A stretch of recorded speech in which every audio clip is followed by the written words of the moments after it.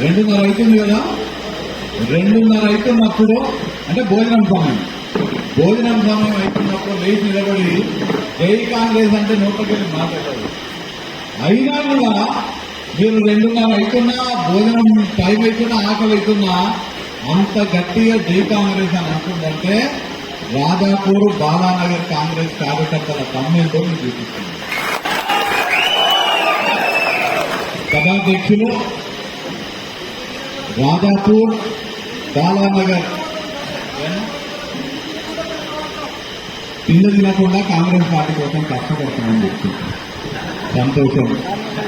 రాజాపూర్ బాలానగర్ మండలాల ముఖ్య నాయకులు, ముఖ్య కార్యకర్తల సమావేశానికి అధ్యక్షత వహిస్తున్నటువంటి రాజాపూర్ బాలానగర్ మండలాధ్యక్షులు మిత్రులు కృష్ణయ్య గారికి, శంకర్ నాయక్ గారికి, ఈ కార్యక్రమానికి అతిథులుగా విచ్చేసినటువంటి గౌరవ జడ్చర్ల శాసనసభ్యులు జనంపల్లి అనిరుద్ రెడ్డి గారికి,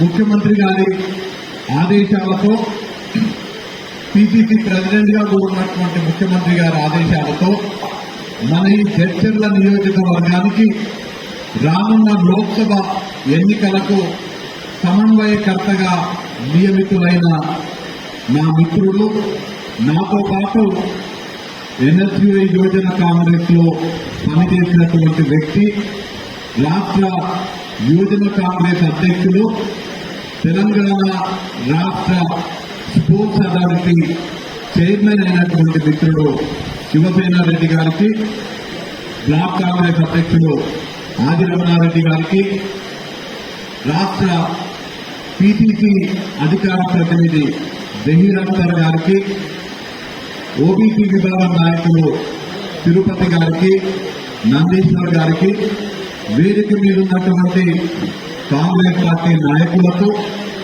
కాంగ్రెస్ పార్టీకి చెందినటువంటి అనుబంధ విభాగాలైనటువంటి ఎన్ఎస్యుఐ, యువజన కాంగ్రెస్, మహిళా Congress, Seva Dal, SC, ST, OBC, minority విభాగాల అధ్యక్షులు, నాయకులు కార్యదక్షతకి నిదర్శనమే ఇక్కడ ఉన్నటువంటి ప్రతి ఒక్క కాంగ్రెస్ నాయకుడు, కార్యకర్త మీకు మనస్ఫూర్తిగా అభినందనలు తెలియజేస్తున్నారు. ఇక ఇవాళ ఈ సమావేశం పెట్టడానికి నేను రావడానికి ముఖ్య ఉద్దేశం ఏంటంటే, నేను మన కాంగ్రెస్ పార్టీ నన్ను కాంగ్రెస్ పార్టీ తరఫున మహబూబ్ నగర్ లోక్సభ నియోజకవర్గం నుంచి ఎంపీ అభ్యర్థిగా పోటీ చేయాలని నిర్ణయించినప్పుడు నేను అనిరుద్ రెడ్డి గారికి ఫోన్ చేసి మిమ్మల్ని కలవడానికి నేను రావాలి, ముఖ్యమైన నాయకులని పాత్రికేయ మిత్రులను కూడా పిలువండి చర్చలకు అని చెప్పి ఆ రోజు చెప్పిన మొదటి లిస్టులోనే వంశీచంద్ర రెడ్డి పేరు కాంగ్రెస్ పార్టీ ఎంపీ అభ్యర్థిగా ప్రకటించిందంటే అది నా గొప్పతనం కాదు, మీరందరూ సంపూర్ణ మద్దతు నాకు ప్రకటించినందుకు, మీ పూర్తి విశ్వాసం నాపైన ఉంచినందుకు పార్టీ కేంద్ర నాయకత్వం సోనియమ్మ, మల్లికార్జున్ ఖార్గే గారు, రాహుల్ గాంధీ గారు, రేవంత్ రెడ్డి గారు నన్ను అభ్యర్థిగా ప్రకటించిందని చెప్పిన. ఇవాళ మీ మద్దతు రావడానికి ముఖ్య కారణం ఇదే. ఇవాళ నేను అభ్యర్థిగా మీ ముందర నిలబడుతున్నా అంటే నాకు రేపు జరగబోయే ఎంపీ ఎలక్షన్లల్లా చెయ్యి గుర్తు మీద పోటీ చేసే అవకాశం వచ్చిందంటే మీ అందరి మద్దతు వల్ల, మీ సంపూర్ణ మద్దతు మీరు నాకు ప్రకటించింది కాబట్టి నన్ను పార్టీ అభ్యర్థిగా ఇవాళ నిలబెట్టింది. నేను అభ్యర్థిగా కావడానికి నేను చెప్పదలుచుకుంది ఏంటంటే, నేను ఇవాళ అభ్యర్థి అయినంటే మీరే దానికి కారణము, మీ వల్లనే నేను ఇవాళ ఎలక్షన్లలో పోటీ చేస్తున్నాను. నేను ఇవాళ చెప్పదలుచుకున్న ముఖ్య విషయం, మీ వల్ల నాకు టికెట్ వచ్చింది, మీరు ఆశీర్వదిస్తున్నందుకు నేను పోటీ చేస్తున్నా. ఏ కాంగ్రెస్ నాయకుడు, ఏ కాంగ్రెస్ కార్యకర్త, ఇక్కడ వేదిక మీద ఉన్న నాయకులు, కింద కూర్చున్నటువంటి నాయకులు, కార్యకర్తలు, ఏ నాయకులు కార్యకర్తలైతే నాకు ఇవాళ టికెట్ ఇప్పించిందో నా గెలుపు బాధ్యత కూడా మీరే తీసుకోవాలని మిమ్మల్ని అందరినీ కోరనికే నేను వాళ్ళు వచ్చిన మీ ముందుకి. మొన్న జరిగిన శాసనసభ ఎన్నికల్లో ఇవాళ అనిరుద్ధ్ రెడ్డి గారిని ఎప్పుడు అడిగినా, ఎక్కడ అడిగినా, ఎవరిని అడిగినా, ఏ రోజు అడిగినా నీ గెలుపుకు కారణం ఎవరని అడిగితే ఏం చెప్తాడు? నాకు కష్టపడి పనిచేసినటువంటి చర్చల నియోజకవర్గ కాంగ్రెస్ పార్టీ నాయకులు, కార్యకర్తలే నా గెలుపుకు కారణం అనిరుద్ధ్ రెడ్డి గారు చెప్తారు. అట్లనే రేపు జరగబోయే ఎన్నికలలో నా గెలుపు బాధ్యత పూర్తిగా మీరే తీసుకోవాలి. నా గెలుపుకి కారణం కాంగ్రెస్ పార్టీ అభ్యర్థిగా, 3 రంగుల జెండా అభ్యర్థిగా, చెయ్యి గుర్తు అభ్యర్థిగా నా గెలుపుకు కారణం ఇక్కడ ఉన్నటువంటి ప్రతి ఒక్క నాయకుడు, ప్రతి ఒక్క కార్యకర్త కావాలని నేను మిమ్మల్ని అందరినీ కూడా చేతులు జోడించి నమస్కరిస్తూ మిమ్మల్ని అందరినీ కూడా నేను కోరుతున్నాను. మీరందరూ సిద్ధంగా ఉన్నారా? ఇందాక అనిరుద్ధ్ రెడ్డి గారు చెప్పినట్టు కూడా మీరందరూ కూడా చెప్పిండ్రు. అనిరుద్ధ్ రెడ్డి గారు అడిగిండ్రు, వంశన్నను గెలిపియాలి, మీరందరూ కష్టపడిగా సిద్ధంగా ఉన్నారంటే మీరందరూ చేతులు లేపి మేమందరం సిద్ధంగా ఉన్నామని చెప్పడం జరిగింది. సిద్ధంగా ఉన్నారు కదా? మీరందరూ ఇస్తున్నటువంటి మాటకి, మీ అందరూ ఇస్తున్నటువంటి విశ్వాసంతో నేను పూర్తిగా నమ్మకంతో ఉన్నా. ఇందాక చెప్పినట్టుగా రాజాపూర్, బాలానగర్ మండలాల నుంచి ఖచ్చితంగా 10,000కు తగ్గకుండా మెజారిటీ నాకు వస్తుందని నేను ఆశిస్తున్నాను.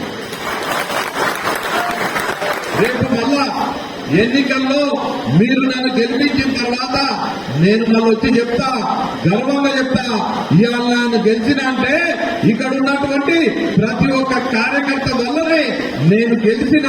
నా గెలుపు కష్టపడి పనిచేసిన కాంగ్రెస్ పార్టీ నాయకులు, కార్యకర్తలకి అంకితం అనే మాట కూడా చెప్తానని మాట. అట్లనే మీతో కేవలం ఈ ఎన్నికలలో మీ ద్వారా మీరు కష్టపడండి, మీ చేత పని చేయించుకునేది కాదు. ఎవరెవరు ఎంత కష్టపడుతున్నారో ఖచ్చితంగా చూసే బాధ్యత నాది. పని చేసినటువంటి ప్రతి ఒక్క కార్యకర్త రుణం తీసుకుంటానని నేను మీకు వాళ్ళ మాటిస్తున్నాను. ఇందాక అనిరుద్ధ్ రెడ్డి గారు మాట్లాడినప్పుడు, మిగతా వక్తలు కూడా మాట్లాడినప్పుడు, మిత్రుడు శివసేన రెడ్డి గారు మాట్లాడినప్పుడు చాలా విషయాలు చెప్పడం జరిగింది. నేను ఇవాళ మళ్ళీ కూడా మాటిస్తున్నా, ఈ 2 మండలాల నుంచి 10,000కు తగ్గకుండా మెజార్టీ ఇచ్చే బాధ్యత మీరు తీసుకోండి.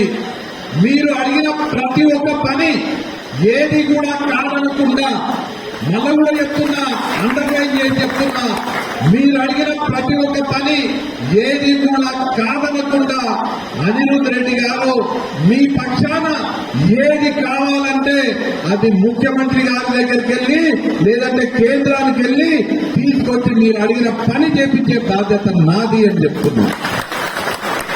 ఇలాగ మిత్రుడు శివసేన రెడ్డి నేను మాట్లాడేటప్పుడు వీడియోలు బంద్ చేయమని చెప్పిండు.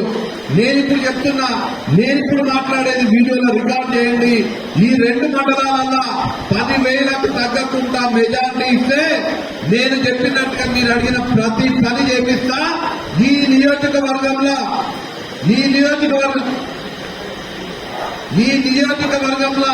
ఇందాక అనిరుద్ధ్ రెడ్డి గారు 50,000 మెజార్టీ అని చెప్పిండ్రు.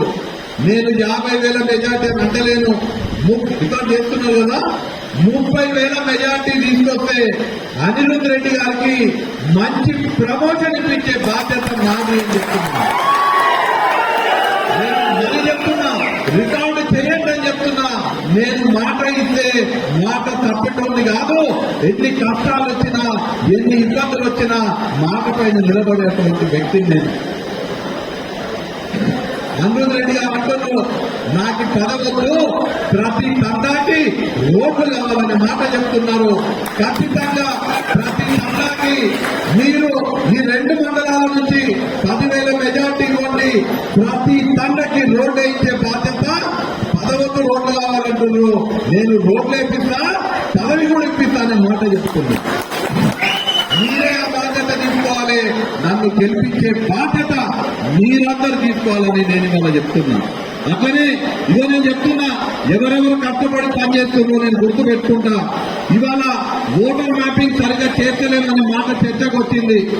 అయినా కానీ రాజు అనే బాబు నేరేళ్లపల్లి వచ్చిందా? నేరేళ్లపల్లి రాజు ఇక్కడ పైకి రా.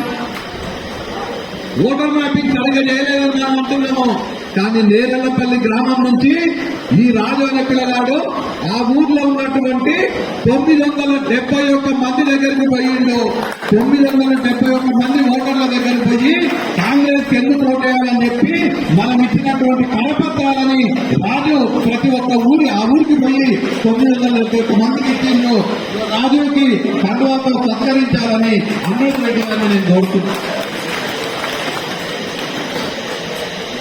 అట్లనే కొల్లపల్లి నుంచి కుమార్, పల్లెపల్లి నుంచి రవికుమార్, పూజర్కల్ నుంచి మల్లేష్ ముందు ఉన్నారా ఉన్నారా బిఎల్ఏలు ఉన్నారా ఏంటారమ్మా కుమార్ దొల్లపల్లి కుమార్, రవికుమార్ కల్లెపల్లి, పూజర్కల్ నుంచి మల్లేష్, వీళ్ళందరూ కూడా 99% ఈ పిల్లలు 752 మంది ఓటర్ల దగ్గర పోయి కాంగ్రెస్ ఎందుకు ఓటేయాలని చెప్తున్నారు. ఎందుకు చెప్తున్నామంటే ఎవరెవరు పని చేస్తున్నారో, ఎవరు కష్టపడి పని చేస్తున్నారో గుర్తుపెట్టుకొని వాళ్ళకు తగిన ప్రతిఫలం ఇచ్చే బాధ్యత మేము తీసుకుంటామనే మాట తెలియజేస్తున్నాం. ఇవాళ మీరందరూ కూడా నేను వచ్చినటువంటి ముఖ్య ఉద్దేశం మీకు చెప్పడం జరిగింది. మీరందరూ నా కోసం పని చేయాలని మిమ్మల్ని విజ్ఞప్తి చేయనికే, నన్ను గెలిపించే బాధ్యత మీరు తీసుకోవాలని మిమ్మల్ని కోరడానికి మాత్రమే ఇవాళ నేను రావడం జరిగిందనే మాట తెలియజేస్తున్నాను. మనందరం కూడా కష్టపడి పనిచేద్దాము. లోక్సభ ఎన్నికల వరకు కష్టపడి పనిచేద్దాము. ఈ స్థానాన్ని మంచి మెజారిటీతో గెలిపించి మన ముఖ్యమంత్రి అయిన రేవంత్ రెడ్డి గారి బలాన్ని ఢిల్లీలో పెంచడమే కాకుండా మన కోసం పనిచేస్తున్నటువంటి పేదల కోసం కన్యాకుమారి నుంచి కాశ్మీర్ వరకు 4080 కిలోమీటర్లు ఎండకు మంచుకి లెక్క చేయకున్నటువంటి పాదయాత్ర చేసినటువంటి రాహుల్ గాంధీ గారిని ప్రధానమంత్రి చేయడానికి మనందరం పనిచేద్దాం. రేపు రాహుల్ గాంధీ గారు ప్రధానమంత్రి అయి కాంగ్రెస్ పార్టీ అధికారంలోకి వస్తే మనందరికీ, మన దేశంలో ఉన్నటువంటి యువకులందరికీ, నిరుద్యోగులందరికీ కూడా ప్రతి సంవత్సరం ₹1,00,000 జీతం వచ్చే విధంగా 25 సంవత్సరాలు దాటి డిగ్రీ గాని డిప్లొమా గాని పూర్తి చేసిన ప్రతి నిరుద్యోగికి ₹1,00,000 సంవత్సరానికి ₹1,00,000 జీతం వచ్చే ఉద్యోగం ఇచ్చే బాధ్యత కాంగ్రెస్ పార్టీ తీసుకుంటారు. దేశంలో 1వ అంటే అధికారంలోకి వచ్చిన మొదటి సంవత్సరంలోనే 30 లక్షల ప్రభుత్వ ఉద్యోగాలని దేశంలో భర్తీ చేస్తామని కాంగ్రెస్ పార్టీ హామీ ఇచ్చింది. ఇది కాంగ్రెస్ పార్టీ యువకులకు ఇస్తున్నటువంటి హామీ. మహిళా తల్లులకి రాష్ట్రంలో ఫ్రీగా బస్సులలో నిలుపుతున్నారు. సిలిండర్ ₹500కి తగ్గుతుందని తొందరలో ₹2,500 మీ అకౌంట్ లో ప్రతి నెల పడబోతున్నాయి. కేంద్ర మేనిఫెస్టోలో చాలా స్పష్టంగా చెప్తున్నాము, కాంగ్రెస్ పార్టీ అధికారంలోకి వస్తే రాహుల్ గాంధీ గారు ప్రధానమంత్రి అయిన తర్వాత దేశంలో ఉన్న ప్రతి పేద మహిళ అకౌంట్ లో ప్రతి సంవత్సరం ₹1,00,000 మీ అకౌంట్ లో వచ్చి పడతాయి ప్రతి మహిళకు. అలానే రైతులకి సంబంధించి కనీస మద్దతు ధర చట్టాన్ని కాంగ్రెస్ పార్టీ తీసుకొస్తుంది. రైతులకి స్వామినాథన్ కమిటీ సిఫార్సుల మేరకు ఈ శ్రద్ధగా వినాలి. రైతులు ఎక్కువ ఉంటారు కాబట్టి పాత్రికేయ మిత్రులకు కూడా నేను విజ్ఞప్తి చేస్తున్నాను. స్వామినాథన్ కమిటీ సిఫార్సులకు తగ్గట్టుగా కనీస మద్దతు ధర ఇస్తామని కాంగ్రెస్ పార్టీ హామీ ఇచ్చింది.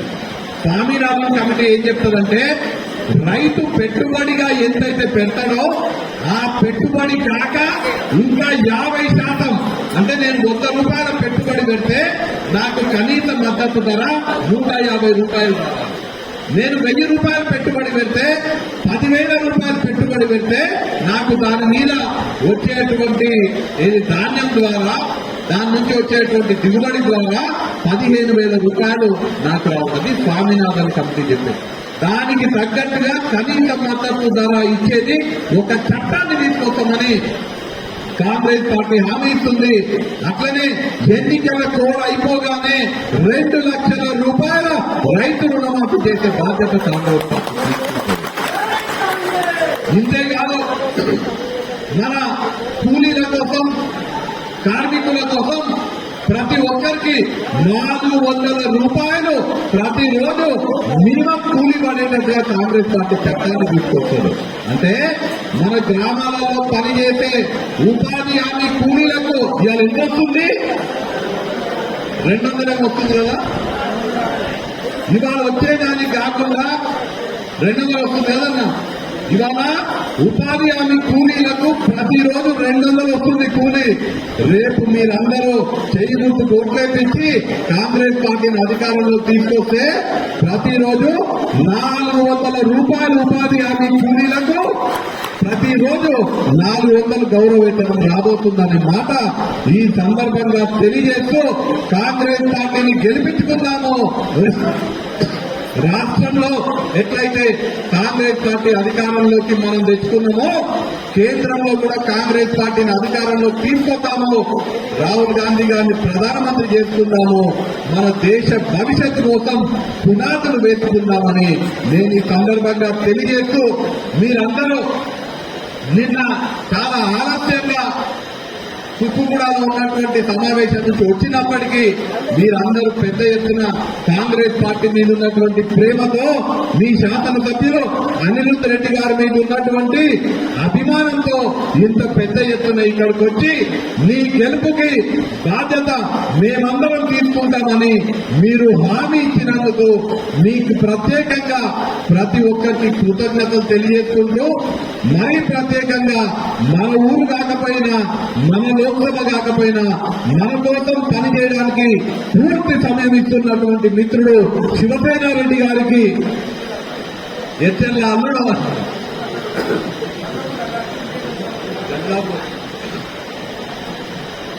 అయితే ఎచ్చర్ల అల్లుడైతే అనిరుద్ధ్ రెడ్డి గారికి ఎంత బాధ్యత ఉంటుందో శివసేన రెడ్డి గారికి అల్లుడిగా ఇంకెక్కువ బాధ్యత ఉంటుందనే మాట తెలియజేస్తూ వారు పూర్తి సమయం ఇచ్చి పనిచేస్తున్నారు. ఇక్కడ వారికి ప్రత్యేకంగా నా తరఫున కాంగ్రెస్ పార్టీ తరఫున అఖిల భారత కాంగ్రెస్ కమిటీ అధ్యక్షులు మల్లికార్జున్ ఖార్గే గారి తరఫున కూడా నేను ఒక సిడబ్ల్యూ సభ్యునిగా వారికి ప్రత్యేకంగా కృతజ్ఞతలు తెలియజేసుకుంటూ మిమ్మల్ని ఎట్లయితే నేను కోరుతానో పార్టీకేయ మిత్రులను కూడా నేను వ్యక్తిగతంగా నా పార్టీ కాంగ్రెస్ పార్టీ తరఫున పార్టీకేయ మిత్రులను కూడా కోరుతున్నా.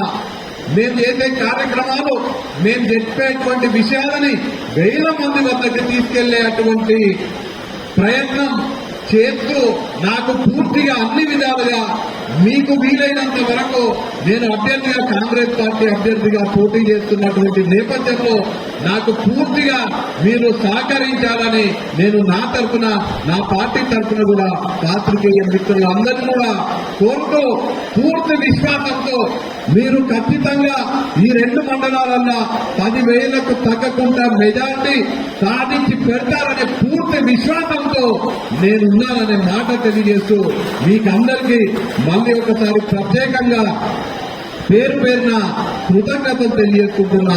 జై కాంగ్రెస్, జై కాంగ్రెస్.